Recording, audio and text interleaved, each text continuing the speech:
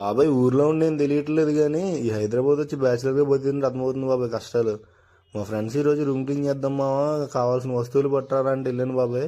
ఆడు 20 పుల్లల్లో ఈ చీపుని 20 రూపాయలు చెప్పాడు బాబాయ్. 30 పేపర్లు దీన్ని 30 రూపాయలు చెప్పాడు.